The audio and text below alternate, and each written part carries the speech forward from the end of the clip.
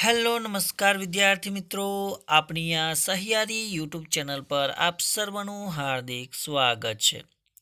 મિત્રો, આજના વિડીયોની અંદર આપણે વાત કરવાના છે ધોરણ 9ની અંદર આવનારી બીજી પરીક્ષાની અંદર ખૂબ જ ઉપયોગી થાય તેવું અસાઇનમેન્ટનું સોલ્યુશન આપણે નિહાળવાના છે. તો આ વિડીયોને અંત સુધી જોવાનું ભૂલતા નહીં. ચેનલ ઉપર જો પ્રથમ વખત આવેલા હો તો ચેનલને સબસ્ક્રાઇબ કરી બાજુમાં આપેલ બેલને પ્રેસ કરી દેજો, એટલે કે સ્વાધ્યાય પોથીના જેટલા પણ વિડીયો મૂકવામાં આવે તો એની નોટિફિકેશન સૌપ્રથમ તમારા સુધી પહોંચતી રહે. તો આજે આપણે વાત કરવાના છે દ્વિતીય પરીક્ષાની અંદર ખૂબ જ ઉપયોગી થાય તેવા અસાઇનમેન્ટમાંથી વિષય સામાજિક વિજ્ઞાન વિભાગ એ.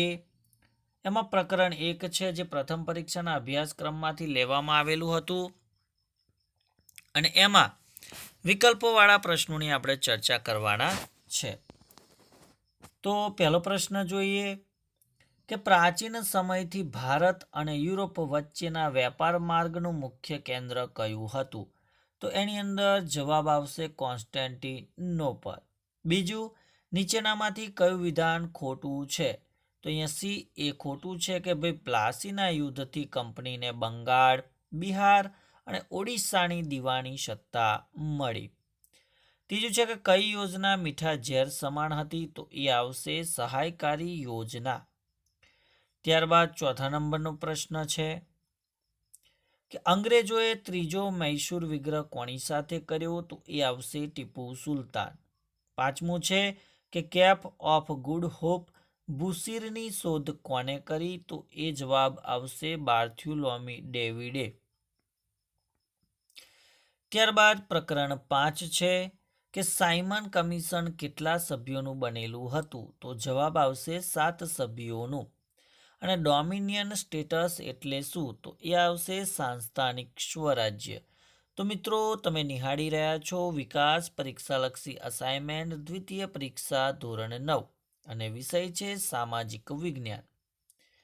ત્રીજો પ્રશ્ન છે કે કાગડા કૂતરાના મોતે મરીશ પરંતુ સ્વરાજ્ય મળે નહીં ત્યાં સુધી આશ્રમમાં પાછો નહીં ફરું, આ પ્રતિજ્ઞા કોણે લીધી હતી? તો જવાબ આવશે ગાંધીજીએ.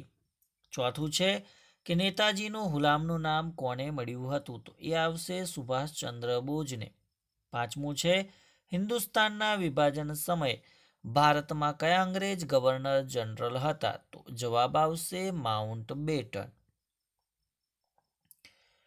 પ્રકરણ 6 કે સંયુક્ત રાષ્ટ્ર એટલે કે યુએનના ખતપત્રનો આરંભ શેનાથી થાય છે? તો જવાબ આવશે આમુખથી. બીજું, ભારતમાં બિનજોડાણની વિદેશ નીતિના પ્રવર્તક કોણ હતા? તો એ આવશે પંડિત જવાહરલાલ નહેરુ. ત્રીજું છે કે સોવિયત યુનિયનના નેતૃત્વ હેઠળના દેશો કઈ વિચારધારામાં માનતા હતા? તો એ આવશે સામ્યવાદી. ચોથું છે કે એશિયા ખંડમાં સૌપ્રથમ કયા દેશે આઝાદી મેળવી? તો એ આવશે ભારતે. પાંચમો પ્રશ્ન કે એપ્રિલ 1949માં વિશ્વમાં કયા લશ્કરી સંગઠનની સ્થાપના થઈ? તો એ આવશે નાટો. ત્યારબાદ પ્રકરણ 10 આધારિત પ્રશ્ન જોઈએ. એમાં પહેલો પ્રશ્ન કે નીચેના કયા રાજ્યમાં ધારાસભાના 2 ગૃહો અસ્તિત્વમાં નથી? તો એ આવશે આંધ્રપ્રદેશ. લોકસભાના સભ્યોની સમયમર્યાદા કેટલા વર્ષની છે? તો એ આવશે 5 વર્ષ. ત્રીજું છે કે લોકસભાનું સંખ્યાબળ અને રાજ્યસભાનું સંખ્યાબળ કેટલું નિર્ધારિત કર્યું છે? તો લોકસભાનું સંખ્યાબળ 545 અને રાજ્યસભાનું સંખ્યાબળ 250 આવશે. ચોથું છે કે ભારતમાં કઈ પદ્ધતિની સરકાર છે? તો જવાબ રહેશે સંસદીય પદ્ધતિની સરકાર છે.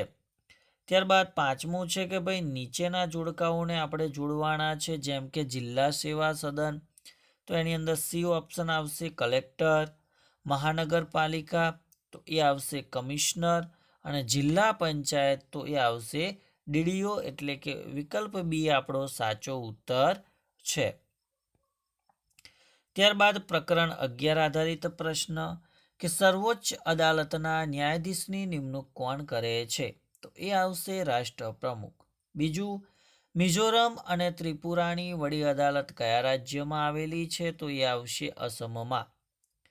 ત્રીજું, જિલ્લા ન્યાયાધીશની લાયકાતમાં વકીલ તરીકેનો કેટલો વર્ષનો અનુભવ જરૂરી છે? તો એ આવશે 7 વર્ષનો અનુભવ જરૂરી છે. ચોથું છે, મફત કાનૂની સત્તા સેવા મંડળની કચેરીનું વડુ મથક ક્યાં આવેલું છે? તો એ આવશે અમદાવાદની અંદર.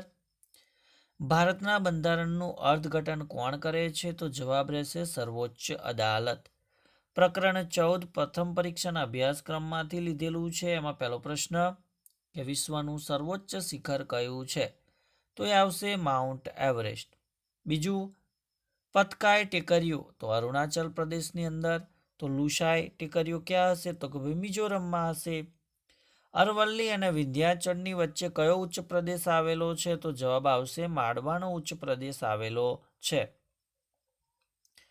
જોડકા જોડીએ તો કે ભાઈ પ્રસ્તર ખડક, તો ઓપ્શન બી આવશે ચૂનાનો ખડક. રૂપાંતરિત ખડક તો કે આરસ પહાણ એટલે કે માર્બલ આવશે. અને આગ્નેય ખડક તો એ આવશે ગ્રેનાઇટ, એટલે કે વિકલ્પ એ સાચો રહેશે. ત્યારબાદ પાંચમો પ્રશ્ન છે કે નીચેનામાંથી કયું વિધાન ખોટું છે તે શોધીને લખો. તો અહીંયા સી આવશે. ધ્રુવી કહે છે કે ટંગસ્ટન, મેગ્નીઝ અને ક્રોમિયમ વગેરે અધાતુમય ખનિજો છે. ત્યારબાદ પ્રકરણ 16 આધારિત પહેલો પ્રશ્ન, કર્કવૃત પર સૂર્યના કિરણો સીધા પડે ત્યારે ભારતમાં કઈ ઋતુ અનુભવાય છે? તો એ આવશે ઉષ્ણ ઋતુ, એટલે કે ઉનાળાની ઋતુ. બીજું, ચેરાપુંજીની બાજુમાં આવેલ કયું સ્થળ વધુ વરસાદ માટે પ્રચલિત છે? તો એ આવશે મોસી નરમ. પાછા ફરતા મોસમી પવનોની ઋતુ ભારતમાં ક્યારે હોય છે? તો જવાબ રહેશે ઓક્ટોબર, નવેમ્બરમાં. ચોથું છે કે નીચેનામાંથી કયું વિધાન સાચું છે? તો કે ભાઈ શિયાળામાં દિવસો ટૂંકા અને રાત્રિ લાંબી હોય છે. એ વિધાન સાચું હોય છે. અને અંતિમ પ્રશ્ન, 21 જૂને સૂર્યના કિરણો કયા વૃત્ત પર લંબ પડે છે? તો જવાબ આવશે કર્કવૃત્ત પર. તો વિદ્યાર્થી મિત્રો, આ વિડીયોની અંદર વિભાગ એમાંથી આપણે જે વિકલ્પો આધારિત પ્રશ્નો હતા તેનું સંપૂર્ણ સોલ્યુશન જોયું. નવા વિડીયોની અંદર ખાલી જગ્યા અને બાકી રહેલા તમામ પ્રશ્નોનું સોલ્યુશન સાથે મળીશું. પણ એ પહેલાં આપણી આ ચેનલ પર જો તમે પ્રથમ વખત આવેલા હો તો ચેનલને સબસ્ક્રાઈબ કરી દેજો અને આ વિડીયોને બને એટલો શેર કરી દેજો. Thank you. આભાર.